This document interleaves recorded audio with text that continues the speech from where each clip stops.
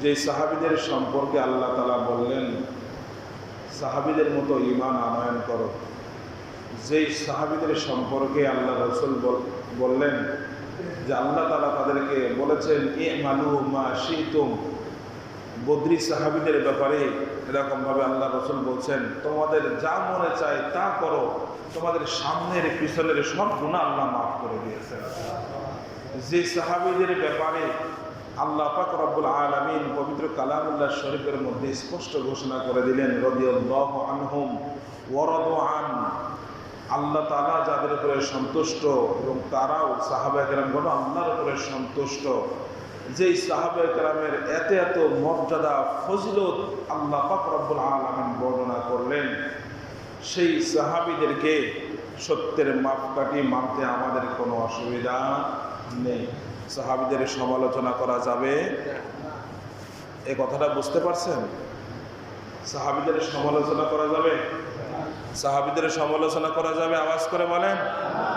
সাহাবীদের সমালোচনা করা যাবে না, কারণ আল্লাহ পাক রব্বুল আলামিন নিজেই ঘোষণা করেছেন উলাইকাল্লাযীনা ইমতাহানাল্লাহু কুলুবাহুম লিত্তাকওয়া লাহুম মাগফিরাতুন ওয়া আজরুন আযীম। আল্লাহু আকবার। আল্লাহ পাক রব্বুল আলামিন সাহাবা কেরামদের ব্যাপারে বলেছেন উলাইকাল্লাযীনা ইমতাহানাল্লাহু কুলুবাহুম লিত্তাকওয়া। এরা হলো ওই সমস্ত ব্যক্তি যাদের অন্তর আল্লাহ তাআলা তাকওয়ার জন্য পরীক্ষা করে নিয়েছেন। আল্লাহ তাআলা নিজেই ঘোষণা করলেন তাদের জন্য রয়েছে ক্ষমা এবং মহাপুরস্কার। সুবহানাল্লাহ।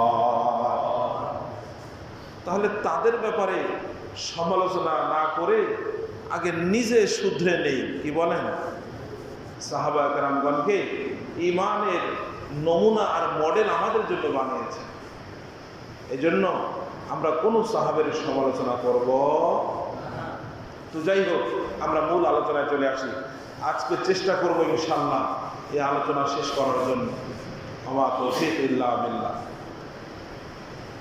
তো আমিরে মুআবিয়ার পরে আমিরে মুআবিয়ার কাছে যখন হযরত হাসান রাদিয়াল্লাহু তাআলা আনহু, ঘটনা মনে আছে কিনা? পিছনের ঘটনা টানতে টানতে সময় চলে যায়। হযরত আলী রাদিয়াল্লাহু তাআলা আনহু শাহাদাতের পরে ক্ষমতা আসলো কার হাতে? হযরত হাসান রাদিয়াল্লাহু তাআলা আনহুর হাতে। হাসান রাদিয়াল্লাহু তাআলা আনহু উনি 6 মাস পরে দায়িত্ব বুঝায় দিলেন আমিরে মুআবিয়া হযরত কাতিল ওহী আমিরে মুআবিয়া রাদিয়াল্লাহু তাআলা আনহুর হাতে দিয়ে দিলেন। মুসলমানদের মধ্যে আবার সেই ঐক্য ফিরে আসলো। মোটামুটি খুব সুন্দরভাবে ইসলামী কার্যক্রমগুলো চলতে থাকলো। পৃথিবীর বিভিন্ন দুর্গম এলাকাগুলো আস্তে আস্তে বিজিত হতে শুরু করলো। এরকমভাবে ইসলামের পতাকা উড়তে উড়তে পাকিস্তানের লাহোর, এরকমভাবে আফগানিস্তান সহ এরকম বিভিন্ন দুর্গম এলাকা, এই সমস্ত এলাকার মধ্যে আল্লাহ পাক রব্বুল আলামিন এই আমিরে মুআবিয়ার বদৌলতে ইসলামের দাওয়াতকে পৌঁছে দিয়েছেন। বলেন সুবহানাল্লাহ। এই দেশগুলো বিজয় হতে হতে মুসলমানদের পতাকা তলে চলে আসে, ইসলামের পতাকা তলে চলে আসে। তো আমিরে মুআবিয়া রাদিয়াল্লাহু তাআলা আনহু তার যখন আবার ইন্তেকালের সময় চলে আসলো, উনি যখন অসুস্থ হয়ে পড়লেন, তো বড় বড় কিছু সাহাবীদেরকে ডাক দিয়ে তিনি পরামর্শ করলেন। আপনাদেরকে এই আলোচনার একেবারে প্রথম যে আলোচনা করেছিলাম সেখানে বলেছিলাম খলিফা নিযুক্ত করার 4টা সুরত বলেছিলাম। এর মধ্যে একটা সুরত ছিল যে খলিফা পরবর্তী আরেকজন খলিফা নিযুক্ত করে যাওয়া, গুরুত্বপূর্ণ বড় বড় কিছু সাহাবীদের সাথে পরামর্শ করে পরবর্তী খলিফা নিজেই নিযুক্ত করে যাওয়া। তো এই যে 4টা সুরতের মধ্যে একটা সুরত এটা ছিল আমিরে মুআবিয়া, তার ছেলে হলো ইয়াজিদ। তার ছেলে কি? নামগুলো মনে থাকবে নি? আমিরে মুআবিয়া, তার ছেলের নাম হলো কি? ইয়াজিদ। ইয়াজিদের কাছ থেকে তখনও পর্যন্ত কোনো ধরনের কোনো খারাপ, কোনো গুনাহের কাজ, কোনো এরকমভাবে তাকওয়া বিরোধী কোনো কাজ তখনও পর্যন্ত তার কাছ থেকে কোনো প্রকাশিত হয় নাই। ইয়াজিদ তখন জিহাদের মধ্যে ছিল। আমিরে মুআবিয়া কিছু বড় বড় জ্ঞানবান সাহাবীদেরকে ডাক দেয়া তাদের সাথে পরামর্শ করলেন যে আমি তো আমার ছেলে ইয়াজিদকে খেলাফতের দায়িত্ব দিতে যাচ্ছি, তোমাদের মতামত কি? তখন যারা ছিল সকলেই বলল হ্যাঁ দিতে পারেন। তার মধ্যে রাষ্ট্র পরিচালনার যে দক্ষতা যোগ্যতা আছে, কারণ ইয়াজিদকে যত জায়গায় অভিযানে পাঠানো হয়েছে প্রত্যেকটা অভিযানের মধ্যে সে সফলতা অর্জন করছে, বুদ্ধিমত্তার পরিচয় দিয়েছিলেন। তো ইয়াজিদ যখন অভিযান থেকে ফিরে আসার আগেই 60 হিজরি 4 রজব, 60 হিজরি 4 রজব, রজবের 4 তারিখে আমিরে মুআবিয়া ইন্তেকাল করেন। ইন্না লিল্লাহি ওয়া ইন্না ইলাইহি রাজিউন। পরে ওনার ছেলে যখন আসে তো দেখে তার বাবার দাফন কাফন শেষ করে মানুষেরা যার যার বাড়িতে ফিরে যাচ্ছে, কিন্তু উনি এসে জানতে পারলেন যে খেলাফতের দায়িত্ব তাকে দেওয়া হয়েছে। তো তিনি সবার কাছ থেকে বায়াত গ্রহণ করতে শুরু করলেন, কারণ তাকে খলিফা তো মানতে হবে। তো উপস্থিত তো সবাই বায়াত গ্রহণ করলো। তিনি এরকমভাবে বিভিন্ন জায়গায় বিভিন্ন এলাকায় চিঠি পাঠানো শুরু করলেন। তো চিঠির মাধ্যমে তিনি বায়াত গ্রহণ করতে লাগলেন। তো মোটামুটি আশেপাশের সবাই বায়াত গ্রহণ করছে, কিন্তু মক্কায় মদিনায় তখনও পর্যন্ত সকলেই ইয়াজিদের বায়াত গ্রহণ করে না, ইয়াজিদকে এরকম খলিফা হিসাবে মেনে নেয় না। বিশেষ করে বড় বড় তখন কিছু সাহাবী জীবিত ছিলেন। রইসুল মুফাসসিরিন আব্দুল্লাহ ইবনে আব্বাস, যিনি মুফাসসিরিনদের সম্রাট বলা হয়, এই আব্বাস রাদিয়াল্লাহু তাআলা আনহু, আব্দুল্লাহ ইবনে ওমর যিনি তদানীন্তনকালে উনি বড় একজন ফকিহ ছিলেন, মুফতি সাহাবী ছিলেন, আব্দুল্লাহ ইবনে আব্বাস সহ আব্দুল্লাহ ইবনে জুবাইর সহ এরকম ভাবে বড় বড় এরকম আব্দুর রহমান ইবনে আবু বকর রাদিয়াল্লাহু তাআলা আনহুর ছেলে, এরকম বড় বড় কিছু সাহাবী ছিলেন, তারা তখনও পর্যন্ত বায়াত গ্রহণ করেন নাই। আর তখন তিনি চিঠির মাধ্যমে যখন চেষ্টা করলেন বায়াত গ্রহণ করার জন্য, কিন্তু উনি বায়াত গ্রহণ করেন না। এদিকে হযরত হুসাইন রাদিয়াল্লাহু তাআলা আনহুর কাছে কুফার থেকে চিঠি আসতে শুরু করলো, চিঠি যে আমরা কুফাবাসীর মধ্যে 1 লক্ষ মানুষ আছি যারা এখনো পর্যন্ত বায়াত গ্রহণ করি নাই, আপনি আসেন, আপনার হাতে আপনাকে আমরা অধিক উপযুক্ত মনে করতেছি খলিফা হওয়ার। ফুকাহায়ে কেরামগণ বলেন আসলে সত্যিকার অর্থে দেশ পরিচালনার জন্য, রাষ্ট্রীয় ক্ষমতা পরিচালনা করার জন্য সেই সময় ইয়াজিদের বুদ্ধিমত্তা, শক্তি, সাহস এগুলো খুব ভালো ছিল, দক্ষতা ভালো ছিল, কিন্তু তাকওয়া আর পরহেজগারির বিবেচনায় তার থেকে বড় বড় যোগ্য সাহাবায়ে কেরামগণ তখন উপস্থিত ছিলেন। হযরত হুসাইন রাদিয়াল্লাহু তাআলা আনহু, হযরত এরকমভাবে আব্দুর রহমান ইবনে আবু বকর, রইসুল মুফাসসিরিন আব্দুল্লাহ ইবনে আব্বাস রাদিয়াল্লাহু তাআলা আনহু, এরকমভাবে আব্দুর রহমান, বড় বড় সাহাবী তখন জীবিত ছিলেন। তাকওয়ার বিবেচনায় তারা ছিলেন অগ্রগামী, কিন্তু রাষ্ট্রীয় পরিচালনার যে একটা দক্ষতা সেটা ইয়াজিদের মধ্যে ছিল, এই জন্য তাকে অনেকে রায় দিয়েছে। চিঠি আসতে লাগলো হুসাইন রাদিয়াল্লাহু তাআলা আনহুর কাছে।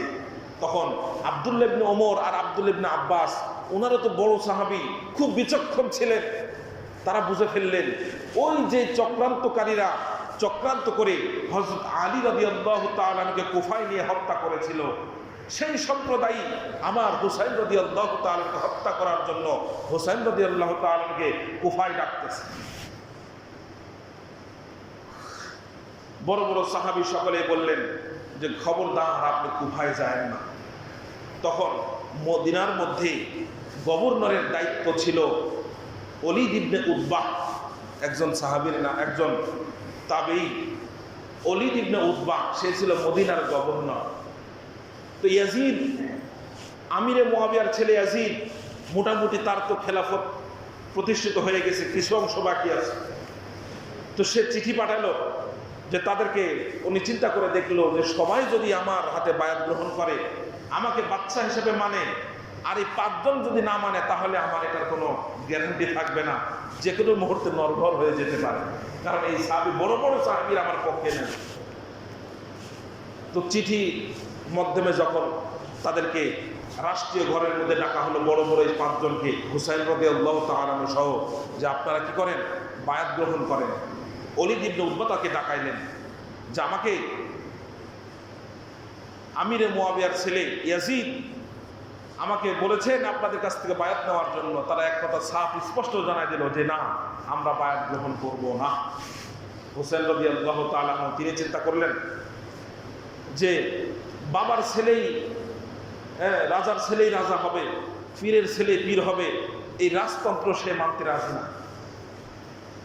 এরপরে আবার চিন্তা করলেন, যেহেতু তার কাছে অনেক চিঠি আসছে, 1 লক্ষের বেশি মানুষ এখনো তার হাতে বায়াত গ্রহণ করে নাই, তাহলে উনি বুঝতে পারলেন যে এখনো ইয়াজিদের বায়াত পুরাপুরি পুরা হয় নাই, খলিফা পুরাপুরি তার খেলাফত প্রতিষ্ঠিত হয় নাই। এই জন্য পরিষ্কার জানাই দিলেন যে আমরা বায়াত গ্রহণ করব না। তিনি যখন ইয়াজিদ যখন জানতে পারলো যে তারা বায়াত গ্রহণ করে নাই, তখন তাদের বিরুদ্ধে গ্রেফতারি পরোয়ানা জারি করা হলো। বাধ্য করেন, যদি তারা না মানে তাদেরকে গ্রেফতার করতে হবে। তখন হযরত হুসাইন রাদিয়াল্লাহু তাআলা বুঝতে পারলেন যে অবস্থা, মদিনার অবস্থা ভালো নয়। পরিবার নিয়ে রওনা হয়ে গেলেন মক্কার উদ্দেশ্যে। বড় বড় সাহাবীরা বাধা দিলেন, খবরদার আপনি মক্কায় যাবেন যান, কুফায় যায়েন না, কুফাতে আপনি খবরদার যায়েন না। আব্দুল্লাহ ইবনে ওমর রাদিয়াল্লাহু তাআলা আনহু তিনি তো স্পষ্ট বলেন, ও শহীদ, আপনি খবরদার মক্কায় যাবেন যান, কিন্তু কুফাতে যেয়েন না। তিনি কি শব্দ ব্যবহার করছে? শহীদ। কারণ এক হাদিসের মধ্যে আসছে, আল্লাহর হাবিব সাল্লাল্লাহু আলাইহি ওয়াসাল্লামকে হযরত আব্দুল্লাহ ইবনে আব্বাস রাদিয়াল্লাহু তাআলা আনহু স্বপ্ন দেখেছেন যে একটা আল্লাহ রসুলকে ধূসর অবস্থায় দেখা যাচ্ছে, খুব চিন্তিত অবস্থা। আর দেখলেন একটা শিশি হাতের মধ্যে, সেই শিশির মধ্যে রক্ত। সাহাবী জিজ্ঞাসা করলেন, ইয়া রাসূলুল্লাহ, এটা কিসের রক্ত? তখন আল্লাহ হাবিব সাল্লাল্লাহু আলাইহি ওয়াসাল্লাম বললেন, এটা হলো আমার নাতি হুসাইন রাদিয়াল্লাহু তাআলা আনহু তার পরিবারের রক্ত। আমি এটা সংরক্ষণ করে রেখেছি, আমি এটা সংরক্ষণ করে হেফাজত করে রেখেছি। আব্দুল্লাহ ইবনে আব্বাস ওমর রাদিয়াল্লাহু তাআলা বলেন, আমাকে যখন তারিখটা বলা হলো, আমি সেই তারিখটা স্মরণ করে রেখেছিলাম। আমি পরবর্তীতে দেখলাম যেই তারিখে হযরত হুসাইন রাদিয়াল্লাহু তাআলা আনহু শহীদ হয়েছেন, আল্লাহ রাসূলের সেই স্বপ্নের তারিখ হুবহু মিলে গেছে। বলেন সুবহানাল্লাহ। এজন্য আব্দুল্লাহ ইবনে ওমর বলতেছে, ও শহীদ, আপনি মক্কায় যান, কুফায় যেন না। হযরত হুসাইন রাদিয়াল্লাহু তাআলা বলেন, ঠিক আছে, আমি আপাতত মদিনায় যাব, পরে ভেবে দেখব। ওনার ভিতরের ইচ্ছা ছিল যে আমি কুফায় যাব, কিন্তু সেটা প্রকাশ করেন না।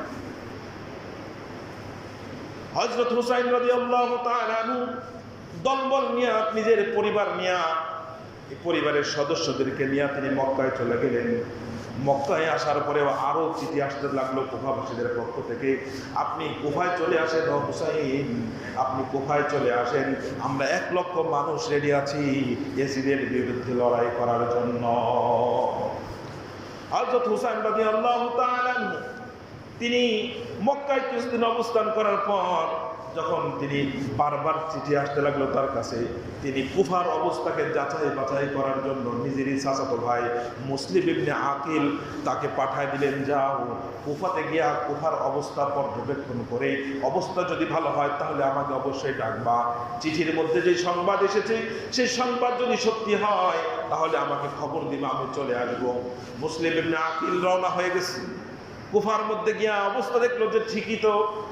হযরত মুসলিম ইবনে আকিল সেই রকমভাবে মানুষদের কাছ থেকে আস্তে আস্তে হুসাইনের পক্ষে বায়াত নিতে শুরু করলেন। এরকমভাবে অনেকেই বায়াত গ্রহণ করলো। হুসাইনের পক্ষে যখন বায়াত নিতে থাকলো, এই খবর মক্কা কুফার যে গভর্নর হযরত উবাইদুল্লাহ ইবনে জিয়াদ, 2টা নাম মনে রাখবেন, একটা হলো উবাইদুল্লাহ ইবনে জিয়াদ আর একটা হলো ইয়াজিদ। এই কুফাতে তখন গভর্নর ছিল অন্য আরেকজন, কিন্তু ইয়াজিদ দেখলো বর্তমান যে দায়িত্বে আছে সে খুবই, তার মনটা নরম, তাকে দায়িত্ব থেকে অপসারণ দিয়ে কুফার সহ দামেস্ক সহ 2 অঞ্চলের এরকমভাবে উবাইদুল্লাহ ইবনে জিয়াদকে এটা গভর্নর বানায় দিলেন। তখন মুসলিম ইবনে আকিল যখন বায়াত গ্রহণ করতে লাগলো, তখন জানতে পারলো যে উরওয়া ইবনে হানি একজনের ঘরে হযরত হুসাইনের পক্ষে মুসলিম ইবনে আকিল বায়াত গ্রহণ করছে, তার বাসায় অবস্থান সে করতেছে। তো উরওয়া ইবনে হানিকে সাথে সাথে উবাইদুল্লাহ ইবনে জিয়াদ গ্রেফতার করে নিয়ে গেছে। মুসলিম ইবনে আকিল সে দেখলো যে আমি যার ঘরে আশ্রয় নিয়েছি তাকে বন্দি করেছে, তিনি সাথে সাথে 4000-এর একটা বাহিনী রেডি করলেন যে তাকে ছুটায় আনবে। উবাইদুল্লাহ ইবনে জিয়াদের কাছ থেকে কি করে আনবে? ছুটায় নিয়ে আসবে। উবাইদুল্লাহ ইবনে জিয়াদকে, উবাইদুল্লাহ ইবনে জিয়াদ হলো ইয়াজিদের গভর্নর। কথা মনে থাকবে নাকি? ইসলামী ইতিহাস একটু জানার দরকার আছে। তো উবাইদুল্লাহ সে লোক পাঠায়া এই মুসলিম ইবনে আকিল যার ঘরে আশ্রয় নিয়েছিল তাকে ধরে নিয়ে আসলো। আর এদিকে মুসলিম ইবনে আকিল 4000-এর একটা বাহিনী রেডি করছে, তাকে ছোটায় নিয়ে আসলো। তো 4000-এর পরে যখন রওনা হয়েছে, পরে দেখে পিছন থেকে সবাই আত্মীয় স্বজন এসে যার যার সন্তান, যার যার স্বামী, যার যার বাবা ডাক দিয়ে নিয়ে গেছে, চল বাসায় তো যাওয়ার লাগবো না। পরে একটু পরে দেখে যে পিছনে 4000-এর বাহিনী থেকে মাত্র 50-60 জন আছে। একটু পরে দেখে আর কেউ নাই, শুধু সে একাই আছে, আর কেউ নাই। আল বেদায়া ওয়ান নিহায়া বলে এটাই হলো শিয়াদের চরিত্র, এটাই হলো শিয়াদের আসল রূপ। কথা বুঝতে পারছেন? শিয়াদের মধ্যে 12টা দল আছে, এর মধ্যে কট্টরপন্থী একটা দল। তো মুসলিম ইবনে আকিল এখন একা, তিনি কোথায় যাবেন, রাস্তা চিনে না, কার কাছে যাবে। তার বিরুদ্ধেও গ্রেপ্তারি পরোয়ানা জারি হয়ে গেছে। সে এক মহিলার ঘরে প্রবেশ করল। সে বৃদ্ধ মহিলা তাকে বলল যে আমাকে একটু আশ্রয় দেন, আমি তো হুসাইনের পক্ষে বায়াত নেওয়ার জন্য এসেছিলাম, আমাকে একটু আশ্রয় দেন। তো সে আশ্রয় দিল, গোপনে গোপনে তাকে খাবার দিত। কিন্তু তারই ঘরের ছেলে যখন জানতে পারলো যে আমার ঘরে একজন আশ্রয় নিয়েছে, কে এটা, দেখার পরে পরিচয় নেওয়ার পরে জানতে পারলো এটাই সেই ব্যক্তি যাকে ইয়াজিদের গভর্নর উবাইদুল্লাহ ইবনে জিয়াদ গ্রেফতারি পরোয়ানা জারি করেছে। এই সেই ব্যক্তি আমার ঘরের মধ্যে লুকিয়ে আছে। পরে ধরায় দেওয়া হলো। এই মুসলিম ইবনে আকিলকে গ্রেফতারের এক লম্বা হিস্টোরি আছে। মুসলিম ইবনে আকিলকে যখন ধরে নিয়ে গেল, নিয়ে গভর্নরের ছাদের উপরে উঠায়া ছাদের উপর থেকে তাকে নিক্ষেপ করে হত্যা করা হলো। এরকম কিতাবের মধ্যে আসছে। হত্যা করার কিছু আগে হযরত হুসাইন রাদিয়াল্লাহু তাআলা আনহুর কাছে চিঠি পাঠিয়েছিলেন যে কুফার অবস্থা ভালো, আপনি আসতে পারেন। চেষ্টা লাগছে কোথায়? কিন্তু যখন তিনি জানতে পারলেন যে সত্যিকার অর্থে কুফার মানুষ হলো গাদ্দার, তার সাথে প্রতারণা করেছে, এটা জানার পরে তিনি যখন চিঠি পাঠাবেন সেই সময় তার হাতে আর ছিল না। ওদিকে হুসাইন রাদিয়াল্লাহু তাআলা আনহু মুসলিম ইবনে আকিলের চিঠি পেয়ে কুফার উদ্দেশ্যে রওনা হয়ে গেছে। ইন্তেকালের আগে যখন প্রাণ বায়ু বের হয়ে যাবে, তখন তিনি একজন আশাস নামে একজন ব্যক্তির কাছে বললেন, যদি সম্ভব হয় রসুলের নাতি হুসাইনের কাছে চিঠি পাঠিয়ে দিও যে কুফার অবস্থা ভালো নয়, কুফাতে আসতে হবে না। কিন্তু দুঃখজনক, তিনি মক্কার সমস্ত যারা বড় বড় সাহাবী ছিলেন তারা বাধা দেওয়ার পরেও হুসাইন রাদিয়াল্লাহু তাআলা আনহু তিনি রওনা হলেন। তিনি কুফার উদ্দেশ্যে রওনা হয়ে কুফাতে যখন আসলেন, তার আসার অবস্থার খবর যখন জানতে পারলো উবাইদুল্লাহ ইবনে জিয়াদ, তার গতিকে রোধ করার জন্য তাকে ব্যারিকেড দিয়ে ফেললো বিশাল বড় সৈন্যবাহিনী নিয়ে। তো যাইতে যেতে ফুরাত নদীর তীরে, যেখান থেকে ফুরাত আর দাজলা আলাদা হয়ে গেছে, ওই জায়গার মধ্যে, ওই জায়গার নাম হলো কারবালা। ওই জায়গার নাম কি? ওই কারবালার মধ্যে যখন তাকে ঘেরাও করা হলো, তিনি অবস্থা বেগতিক দেখে তিনি স্পষ্ট বার্তা দিয়ে দিলেন। উবাইদুল্লাহ ইবনে জিয়াদের যে লোক ছিল, দলবল ছিল, তাদেরকে বললেন, দেখো আমি যুদ্ধ জিহাদ মারামারি হানাহানির জন্য আসি নাই। কথা বুঝেন? হুসাইন রাদিয়াল্লাহু তাআলা আনহু কি বললেন? যে আমি যুদ্ধ বিগ্রহ করার জন্য, হানাহানি করার জন্য, মারামারি করার জন্য আমি আসি নাই। আমি মক্কা থেকে এসেছিলাম, মদিনা থেকে এসেছিলাম, আমাকে আবার মক্কা মদিনায় যেতে দাও। 1 নম্বর প্রস্তাব দিলেন, তোমরা যদি এই প্রস্তাবে রাজি হও তাহলে আমি এখান থেকে চলে যাব। 2 নম্বর প্রস্তাব, আমাকে কোনো মুসলিম সীমান্তে যেতে দাও, আমি সেখানে গিয়ে সাধারণ জীবনযাপন করব। 3 নম্বর প্রস্তাব দিলেন, আমাকে সরাসরি ইয়াজিদের দরবারে নিয়ে যাও। আমি ইয়াজিদের সাথে সরাসরি কথা বলতে চাই, আমাকে সেখানে নিয়ে যান। সত্যিকার অর্থে উনি যদি জিহাদ করতে যাইতেন তাহলে তার এই কাফেলার মধ্যে তার পরিবারের সদস্য ৭২ জন তার পরিবারের সদস্য ছাড়া আর কেউ ছিল না। যদি জিহাদ করতে আসতেন মক্কা মদিনায় তখনও পর্যন্ত বড় বড় সাহাবীরা আসছে, জিহাদের গুরুত্ব ফজিলত হুসাইন রাদিয়াল্লাহু তাআলা একাই বুঝলেন, আর সমস্ত সাহাবীরা কি বুঝে নাই? তার মানে বোঝা যায় উনি জিহাদ করতে আসে নাই। আরেকটি মাসালা আছে, জিহাদ করতে গেলে জিহাদের ময়দান থেকে ফিরে আসা কবিরা গুনাহ। ফিরে আসা কি? তাহলে কোন সাহাবীর ব্যাপারে, বিশেষ করে রসুলের এত বড় একজন জলিল কদর সাহাবী, রসুলের দহিত্র হযরত হুসাইন রাদিয়াল্লাহু তাআলা আনহু, তার সামনে কি এটা মানা যায় যে উনি কোনো কবিরা গুনাহ করছে? তাহলে বোঝা যায় উনি জিহাদ করতে আসে নাই, উনি বাস্তবিক অবস্থা পরিদর্শনের জন্য এসেছিলেন, মীমাংসার জন্য এসেছিলেন। 3টা প্রস্তাব পেশ করা হলো, 3টা প্রস্তাবের 3টাই তারা প্রত্যাখ্যান করল।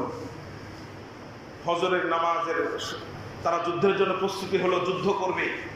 হযরত হুসাইন রাদিয়াল্লাহু তাআলা 3টা প্রস্তাবে যখন দিলেন, দেখলেন যে না, সত্যিকার অর্থেই এরা আমাকে ফিরে যেতে দিবে না, ইয়াজিদের সাথে সাক্ষাৎ করতে দিবে না, কোনো সীমান্ত এলাকায়ও আমাকে যেতে দিবে না।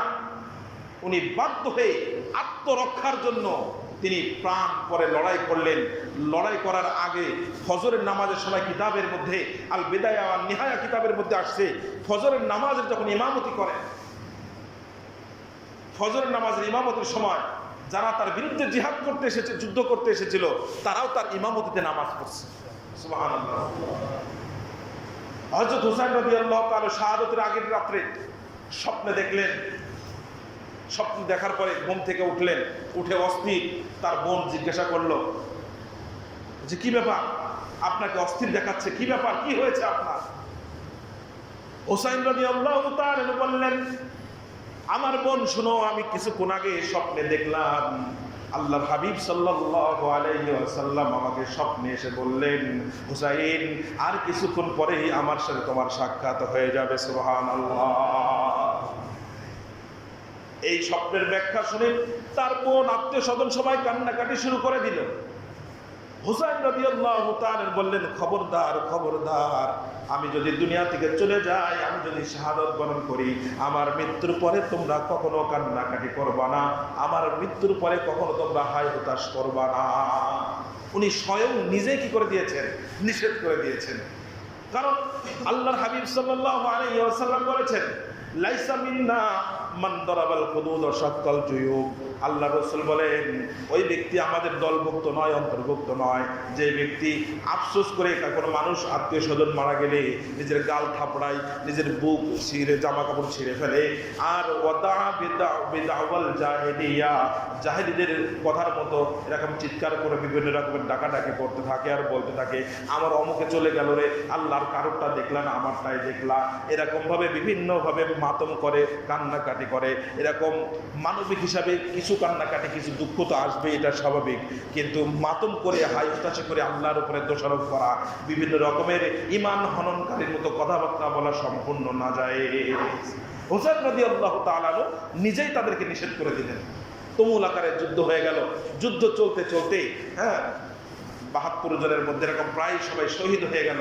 শেষমেশ হুসাইন রাদিয়াল্লাহু তাআলার ব্যাপারে আসছে, উনি এরকমভাবে জিহাদ করতেছিলেন, তাকে দেখে মনে হচ্ছিল যে 1000 জন যুবকের শক্তি আল্লাহ তাআলা তার গায়ে কেমন যেন দিয়ে দিয়েছে। সুবহানাল্লাহ। উনি যখন জিহাদ করতে করতে করতে ক্লান্ত হয়ে এক জায়গায় বসে পড়ছেন, তো অনেকেই তার উপরে ছুরি ধরতে সাহস পাচ্ছে না, যেটা তো রসুলের নাতি। এটা কার নাতি? রসুলের নাতি। অনেকেই পরামর্শ দিল তাকে গ্রেফতার করো। অনেকেই বিরোধী দলের থেকে ফিরে আসছে, হুসাইনের দলে যোগ দিয়েছেন, বলে আরে এটা কে, এটা তো রসুলের নাতি, এর বিরুদ্ধে অস্ত্র ধারণ করার ক্ষমতা, সাহস আমাদের নাই। এরকমভাবে যুদ্ধ যখন চলতে থাকলো, তখন সীমার নামে একজন লোক ছিল, এরকম আরো কয়েকজনের নাম আসছে। তো এরকম সে বলল, উবাইদুল্লাহ ইবনে জিয়াদকে বলল, এটাই পরম সময়, এরকম সময় আর হাতে পাওয়া যাবে না। বলেন নাউজুবিল্লাহ। যেরকমভাবে তার আক্রমণ করে তার দেহটাক থেকে মাথাকে আলাদা করে ফেলল। ইন্না লিল্লাহি ওয়া ইন্না ইলাইহি রাজিউন। হুসাইন রাদিয়াল্লাহু তাআলা শাহাদাত বরণ করলেন।